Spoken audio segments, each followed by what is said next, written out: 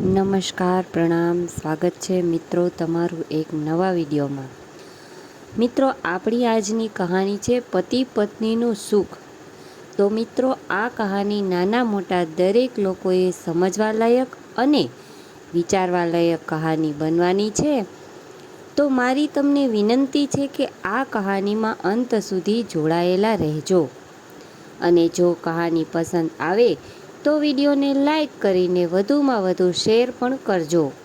અને તમે દરરોજ આવી અવનવી કહાની સાંભળવા માંગતા હોય તો આ ચેનલને સબસ્ક્રાઈબ પણ કરી લેજો. તથા કોમેન્ટ બોક્સમાં સાચી શ્રદ્ધાથી હર હર મહાદેવ લખી દેજો, જેથી ભગવાન ભોલેનાથની કૃપા આપણા સૌ પર બની રહે. તો ચાલો મિત્રો, શરૂ કરીએ આજની કહાની.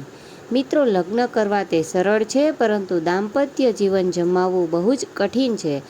જેનું દાંપત્ય જામી નહીં તેને બીજો કોઈ દુઃખી ન હોય, કારણ કે દાંપત્ય જીવનમાં સુખ આગળ બીજા બધા સુખ હાવ સલકા છે. દાંપત્ય જીવનને જમાવવાનું કાર્ય પત્ની જ કરી શકતી હોય છે. જો પત્નીમાં પ્રેમ, સહનશક્તિ અને ડાપણ હોય તો તે જરૂર દાંપત્ય જમાવી શકે છે. પરંતુ જો આ ગુણો તેનામાં ન હોય તો પુરુષ ગમે તેટલા પ્રયત્ન કરે તો પણ દાંપત્ય જીવનને જમાવી શકે નહીં. પત્ની જો દાંપત્ય જીવન ન જમાવી શકે તો કંટાળેલો પુરુષ કોઈવાર તેનો ત્યાગ પણ કરી લેતો હોય છે. કેટલાક લોકો મોક્ષ મેળવવા સુશીલ પતિવ્રતા પત્નીનો ત્યાગ કરી જતા રહેતા હોય છે. પરંતુ મિત્રો, ઋષિ માર્ગમાં પત્નીના ત્યાગને મહાપાપ માનવામાં આવ્યું છે. વ્યભિચાર સિવાય કોઈ પણ દોષ હોય તો પણ પત્નીનો ત્યાગ ન કરાય તેવી આજ્ઞા છે. બન્યું એવું કે ઉત્તમ નામનો એક રાજા હતો. તેને બહુલા નામે એક રાણી હતી. તે રાજા તેની રાણી પ્રત્યે ખૂબ જ પ્રેમભાવ ધરાવતો હતો. મિત્રો, જો પતિ પત્નીને પ્રેમ કરે અથવા તો પત્ની પતિને પ્રેમ કરે તેમાં કોઈ દોષ નથી. તેવું દરેક પતિ પત્નીએ કરવું જ જોઈએ. પતિ પત્ની બંનેને જોડનારું તત્વ એક પ્રેમ જ છે. જે લોકો પતિ પત્નીના પ્રેમને મોક્ષમાં બાધારૂપ માનીને બંનેને બનાવે છે અથવા ત્યાગ કરે છે તે મહાપાપી છે. જીવ હત્યા કરવા કરતાં પણ પ્રેમ હત્યા એ મહાપાપ છે. પેલો રાજા તેની રાણીને અત્યંત પ્રેમ કરતો હતો, પરંતુ તેની રાણી તે રાજા પર બિલકુલ પ્રેમ હતો નહીં. તેને તેના પ્રત્યે અભાવ રહ્યા કરતો. કેટલીક વાર આવું પણ થતું હોય છે કે પતિ પત્ની બેમાંથી એક બહુ પ્રેમ કરતું હોય છે અને બીજું અભાવ ધરાવતું હોય છે. છતાં લોક વ્યવહાર અને સમાજના ડરથી બંને ભેગા રહેતા હોય છે અને બાળકો પણ પેદા થતા હોય છે. પરંતુ બધું યંત્રવત ચાલ્યા કરે છે. કોઈ આનંદ કે ઉમળકો નહીં. બસ માનો કે સ્મશાનમાંથી પાછા ફરેલા બે મરદા ઘરમાં હરીફરી રહ્યા છે. મિત્રો, પ્રેમ જ આત્મા છે તો શરીર મળદા જેવું થઈ જાય છે. તેમ પહેલા રાજા રાણીને પ્રેમ હતો. રાણીને રાજા પ્રત્યે અભાવ અને ધૃણા જ હતી. પણ તે રાજા ડાયો અને ધીરજવાળો તેમજ ઉદાર હતો. તે એવું વિચારતો હતો કે કદાચ આજે નહીં તો કાલે મારી રાણીને મારા પ્રત્યે પ્રેમ જાગશે. તેવી આશાએ તે તેને રીઝવવા માટે પ્રયત્ન કરતો. એકવાર તેણે પોતાના રાજમહેલમાં સંગીત સભાનું આયોજન કર્યું હતું, જેમાં તે રાજા પોતાની રાણી સાથે બેસીને સંગીત નૃત્ય જોઈ રહ્યા હતા. પૂરી મહેફિલ રસતરબોળ થઈ ગઈ હતી. તેવામાં એક દાસી શરબત લઈને આવી એટલે રાજાએ શરબતનો ગ્લાસ લઈને પોતાની રાણી તરફ ધર્યો. પરંતુ તે રાણીએ તેનું મોઢું ફેરવી અને તેનો તિરસ્કાર કર્યો. મિત્રો, ત્યારે રાણીને પ્રેમથી નહીં તો શિષ્ટાચારને ખાતર પણ તે શરબત સ્વીકારવું જોઈએ. કશું નહીં તો ગ્લાસને અડીને નમસ્કાર કરીને એકાદ ઘૂંટડો પણ લેવો જોઈએ. પરંતુ આ રીતે ભરી સભામાં રાજાના હાથનું અપમાન કરાય નહીં. પરંતુ અહીંયા આવું થયું જ. તેથી તે રાજાને તેની પત્ની પર ખૂબ જ ગુસ્સો ચડ્યો. મિત્રો, જો પતિ પત્ની ગમે તેટલું લડે કે ઝઘડે, પરંતુ ખાનગીમાં લડે તો બહુ વાંધો ન આવે. પરંતુ જો તેની સૌની વચ્ચે લડે કે ઝઘડે તો બહુ મોટો વાંધો આવે. આવી જ રીતે દાંપત્ય જીવન નંદવાતું હોય છે. એટલે તે રાજાએ તરત જ હુકમ કર્યો કે આ સ્ત્રીને કોઈ અઘોર વનમાં મૂકી આવો. એટલે તરત જ સૈનિકો રથ લાવીને રાણીને રથમાં બેસાડીને ઘોર વનમાં મૂકીને આવતા રહ્યા. ત્યારે તે રાણી તો રાજી થઈ ગઈ. તેને તો હાશ છૂટી આનાથી એવો ભાવ થયો. રાજમહેલના ગમે તેટલા સુખો હોય, પણ માણસોને એકબીજા પ્રત્યે ભયંકર એલર્જી થઈ ગઈ હોય તો કોઈ સુખી ન થઈ શકે. મિત્રો, બધા રોગોની દવા હોય છે, પણ એલર્જીની કોઈ દવા ન હોય. એટલે એલર્જીથી છુટકારો થવો એ પણ એક આનંદનો વિષય થઈ જાય છે. તે રાજાએ પોતાની રાણીનો ત્યાગ કર્યો, પણ ફરીથી તેણે બીજા લગ્ન ન કર્યા. તેના ફરીથી લગ્ન ન કરવાના 2 કારણો હતા. તેનું પહેલું કારણ એ હતું કે રાજાનો તેની રાણી પ્રત્યેનો સાચો પ્રેમ, અને સાચો પ્રેમ કદી બીજો વિકલ્પ ન શોધે. અને બીજું કારણ હતું કે દૂધનો દાઝેલો છાશ પણ ફૂંકી ફૂંકીને પીએ. તે ન્યાયે ફરી પાછી આવી મળે તો માણસની તો નીવડે જ ખબર પડે. એટલે પત્ની વિનાના રહેવું સારું. આ કારણે તે એકાકી જ રહ્યો, અને હવે તેને તેની પત્ની બહુ યાદ આવતી હતી. પણ તે પોતાના મનમાં દુઃખી થઈને રહી જતો. એક દિવસ એક બ્રાહ્મણ તે રાજાને ફરિયાદ કરવા આવ્યો કે, હે રાજન, આજે રાત્રે હું સૂતો હતો ત્યારે કોઈ મારા ઘરમાં ઘૂસી આવ્યું અને મારી પત્નીનું હરણ કરીને લઈ ગયું. હવે હું પત્ની વિનાનો થઈ ગયો છું, અને મારી પત્નીનું શું થતું હશે? હું બહુ દુઃખી છું. ગમે તેમ કરીને તમે મારી પત્નીને શોધી આપો. તમે રાજા છો, અમે રાજા રંગના પાલનહાર છો. ત્યારે તે બ્રાહ્મણે રાજાને પોતાની પત્નીનું વર્ણન કર્યું. તે ઘણી ઊંચી અને ટૂંકા હાથવાળી છે, તેના શરીરે વાળવાળી છે અને ચપટા મોઢાવાળી છે, તેમજ કર્કશ અવાજવાળી, લગભગ બેડોળ જેવી હતી. ત્યારે રાજાએ કહ્યું કે જો તમારી પત્ની તેવી જ હોય તો ભલે ને તેનું હરણ થયું. તમે તેવી પત્નીથી છૂટ્યા, હવે કોઈ બીજી સારી પત્ની કરો. એટલે તે બ્રાહ્મણે કહ્યું કે ના, મારાથી તેવું ન થાય. ગમે તેવી તો પણ તે મારી પત્ની કહેવાય.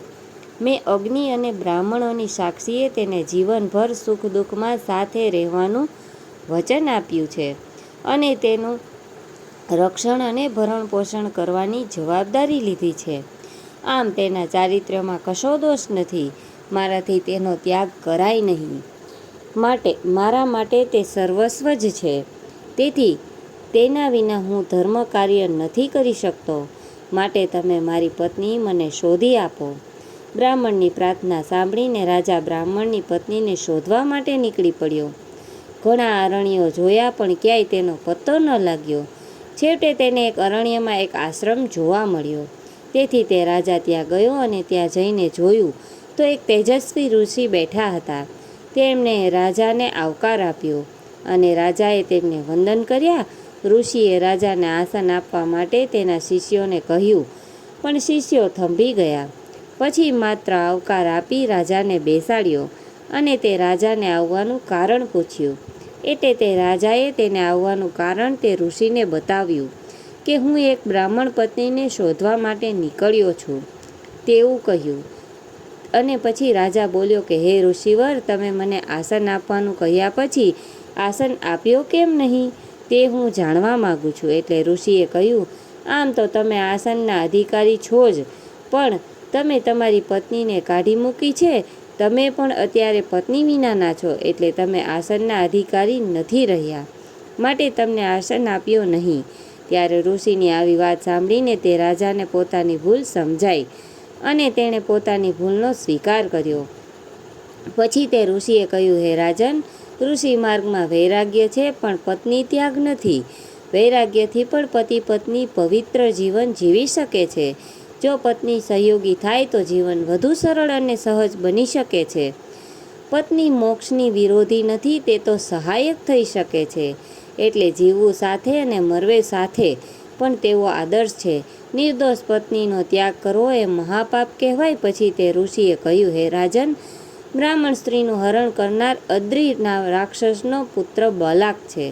ત્યારે ઉત્પલાવાત વનમાં જાઓ, અને ત્યાં તે સ્ત્રી મળશે. ઋષિની આજ્ઞા પ્રમાણે રાજા ઉત્પલા વનમાં ગયો. ત્યાં તેણે એક સ્ત્રીને બેઠેલી જોઈ. ત્યારે તે નાળિયેર ખાઈ રહી હતી. આ તે જ સ્ત્રી છે કે કેમ તે જાણવા માટે રાજાએ તેને પ્રશ્ન પૂછ્યા. તો ખરેખર તે બ્રાહ્મણની પત્ની હતી, અને તે સૂતેલી હતી ત્યારે બલાકે તેનું અપહરણ કર્યું હતું, અને તેને અહીં વનમાં એકલી મૂકીને ચાલ્યો ગયો છે. તે નથી તો ભોગ ભોગવતો કે નથી આહાર કરતો. એકલી સ્ત્રી કેટલાય દિવસથી વનફળ ખાઈને જીવી રહી છે. મિત્રો, સ્ત્રીનું જીવન એ રક્ષિત જીવન હોય છે. કોઈને કોઈ પુરુષની રક્ષામાં તેણે જીવન જીવવાનું હોય છે. માટે રાત્રે સૂતી વખતે બારણા બરાબર બંધ કરીને જ સૂવાય. ક્યારે કોણ શું કરી બેસે તે કહેવાય નહીં. સ્વતંત્ર રહેનારી સ્ત્રીઓ અરક્ષિત થઈ જતી હોય છે. કેટલીક વાર તે સ્વચ્છંદી પણ બની જતી હોય છે. એટલે તેણે રક્ષિત જીવન જીવવું વધારે હિતાવહ છે. એટલામાં પેલો બલાક રાક્ષસ પોતાના પરિવાર સાથે ત્યાં આવી પહોંચ્યો. પછી તેણે બધી વાત કરી કે અમે નર માંસ ખાતા નથી, તેમજ પર સ્ત્રીનો ભોગ પણ ભોગવતા નથી. આ સ્ત્રીનું અપહરણ તો મેં માત્ર તેના પતિને ધર્મક્રિયા કરતો અટકાવવા માટે કર્યું છે. તેનો પતિ જે ધર્મક્રિયા કરે છે તેનાથી અમારું રાક્ષસ કુળ બહુ દુઃખી થાય છે. હવે તે પત્ની વિનાનો થઈ જવાથી તે ધર્મક્રિયા કરી શકશે નહીં. એટલે તે અમને શાંતિયા રહેશે. ત્યારે તે રાક્ષસની વાત સાંભળીને રાજાને પોતાના પત્નીના ત્યાગની વાત યાદ આવી ગઈ અને મનમાં ને મનમાં ખેદ થવા લાગ્યો કે હવે શું થાય. ગુસ્સામાં આવીને જે પતિથી કે પતિ પત્ની જુદા થતા હોય છે તે સમય જતાં પસ્તાતા હોય છે અને ફરીથી એક થવા ઝંખતા હોય છે. લાગણીના સંબંધો અને દેહના સંબંધો એટલા પ્રબળ હોય છે કે તેને ઘણીવાર ભૂંસી શકાતા નથી. કોઈ વચ્ચેનો માણસ સારો હોય કે તે બંનેને સમજાવીને મહા અનર્થને રોકી શકે છે. જીવનમાં મધ્ય માણસ બહુ દુર્લભ છે. ત્યારે તે રાજાએ રાક્ષસ બલાકને બ્રાહ્મણીના દોષો અને કુરૂપતાને દૂર કરવા તો બલાકે પોતાની માયાથી તે સ્વભાવથી તેની કુરૂપતાને મુક્ત કરી. એમ કહો કે પતિના વિયોગ દુઃખથી તેને પતિનો મહિમા સમજાયો, કારણ કે તેને પોતાનું વલણ સુધાર્યું. આવો ત્યાગ પામેલી સ્ત્રી અથવા પુરુષ કેટલીક વાર પોતાનું વલણ સુધારીને પાછલી જિંદગી સુખપૂર્વક વિતાવતા હોય છે. રાજાએ રાક્ષસને આજ્ઞા કરી કે આ બ્રાહ્મણીને તેના ઘેર પાછી મૂકી આવ. એટલે તે રાક્ષસે તે જ પ્રમાણે કર્યું અને પત્નીનું મિલન થયું. હવે પત્ની બદલાઈ ગઈ હતી. હવે તે કકરશા ન હતી, ગુણવતી હતી. બ્રાહ્મણે પણ કશી આનાકાની વિના તારી સાથે શું થયું તેવું કશું પૂછ્યા વિના જ તેનો સ્વીકાર કરી લીધો. પછી તે રાજા ફરીથી પેલા ત્રિકાળ જ્ઞાની ઋષિના આશ્રમે ગયો અને પૂછ્યું, મારી રાણી અત્યારે ક્યાં હશે અને તે શું કરતી હશે? હું મારી ભૂલને સુધારવા માગું છું, માટે મને મારી પત્નીની જગ્યા બતાવો. એટલે તે ઋષિએ કહ્યું, અત્યારે તમારી પત્ની રસાતળમાં છે. રાણી અત્યારે રસાતળમાં છે તેવી વાત જાણીને તે રાજાને નવાઈ લાગી. અમે તો તેને વનમાં છોડી દીધી હતી, તેને રસાતળમાં કોણ લઈ ગયું? તે જાણવાની જિજ્ઞાસા રાજાને જાગી. ત્યારે તે ઋષિએ કહ્યું, ગમે તેવી સ્ત્રીને એકલી છોડવી ન જોઈએ. તે અને રિસાયેલી સ્ત્રીને પણ કદી એકલા ગ્રહ ત્યાગ કરી નીકળી ન પડવું જોઈએ, કારણ કે સ્ત્રીને શિયળનું રક્ષણ કરવાનું હોય છે. તે એકલી સ્ત્રીથી રક્ષવું બહુ કઠિન છે. લુચ્ચા લફંગા માણસો ગમે ત્યારે તેનું શિયળ લૂંટી લેતા હોય છે. શિયળ લૂંટાયેલી સ્ત્રી પોતાનું મહત્વ ખોઈ બેસતી હોય છે અને મહત્વ વિનાનું જીવન ભારરૂપ અને ત્રાસરૂપ થતું હોય છે. પછી તે ત્રિકાળ જ્ઞાની ઋષિએ પોતાની વાતને આગળ ચલાવી. તમારો દ્વારપાળ રાણીને વનમાં એકલી છોડીને ચાલતો થયો તે પછી તે એકલી વનમાં રખડવા અને ભટકવા લાગી. એવા માન્યા કપોતક નામનો નાગરાજ આવી ચડ્યો. ત્યારે તમારી રાણી પણ કોઈનો સાથ શોધતી હતી. રખડી રખડીને તે થાકી ગઈ હતી. ઓથ વિના કે હૂંફ વિના તે એકાકી સ્ત્રી જીવી શકે નહીં. એટલે તે નાગરાજાએ તેને પોતાની સાથે લીધી. તે નાગરાજને મનોરમા નામની એક પત્ની હતી અને નંદા નામની દીકરી હતી. કપોતક તેને ત્યાં લઈ ગયો. નંદા દીકરી ડાહી હતી એટલે તેણે વિચાર્યું કે આ સ્ત્રી જો અહીં રહેશે તો મારી માતા શોક્ય બનશે, તો મારી માતા બહુ દુઃખી થશે. તેથી અત્યારથી જ તેને દૂર લઈ જવી. ડાહી અને સમજદાર સ્ત્રીએ શોક્ય થવાની સંભાવના હોય તેવી સ્ત્રીને પોતાના પતિથી દૂર રાખવી જોઈએ, કારણ કે માણસની કામ વાસના ક્યારેક એવો પલટો ખાય તે કહેવાય નહીં. કેટલીક વાર આશ્રય પામનાર સ્ત્રી જ માલિકણ થઈને ખરી માલિકણને તગડી મૂકતી હોય છે. કંઈ કહેવાય નહીં, તેથી સાવધાન રહેવું સારી અને પાણી પહેલાં પાળ બાંધી લેવી સારી. સ્ત્રી ક્યારે આફત થઈ જાય તે કહેવાય નહીં. દીકરી નંદા પેલી સ્ત્રીને પોતાને ઘેર લઈ ગઈ અને છુપાવી દીધી. જ્યારે નાગરાજે નંદાને પેલી સ્ત્રી વિશે પૂછ્યું તો નંદા કશું બોલી નહીં. તેથી તેના પિતાએ તેને શ્રાપ આપ્યો કે તું મૂંગી થઈ જા. હવે નંદા મૂંગી થઈને રાણી સાથે રહે છે. તેનું શિયળ પણ સુરક્ષિત છે. ત્યારે પત્નીના કુશળ સમાચાર સાંભળીને રાજાને સંતોષ થયો. મિત્રો, રિસાયેલા કે ત્યજાયેલા સ્ત્રી પુરુષો ભલે જુદા હોય પણ એકબીજાના સમાચાર જાણવા સદા ઉત્સુક રહેતા હોય છે. જુદા રહેવાથી લાગણીનો તંતુ કંપાઈ જતો હોય છે. હવે તે રાજા ફરી પાછો પોતાના નગરમાં આવ્યો એટલે પેલો બ્રાહ્મણ તેને મળવા માટે આવ્યો અને પોતાની પત્ની મેળવી આપવા બદલ આભાર માન્યો. મિત્રો, સજ્જનો કદી કોઈનો ઉપકાર ભૂલતા નથી. તેને સમય મળતા તો આભાર જરૂર માને છે પણ પ્રત્યુપકાર પણ કરે છે. એટલે બ્રાહ્મણ બોલ્યો, હે રાજન, હવે મારી પત્ની સુધરી ગઈ છે. પહેલાં તે મને જેટલું દુઃખ દેતી હતી તેટલું જ હવે મને સુખ આપે છે. મિત્રો, પત્નીના સુખ જેવું બીજું કોઈ સુખ નથી અને પત્નીના દુઃખ જેવું કોઈ બીજું દુઃખ પણ નથી. હું તો ન્યાલ થઈ ગયો. તમારો ખૂબ ખૂબ આભાર.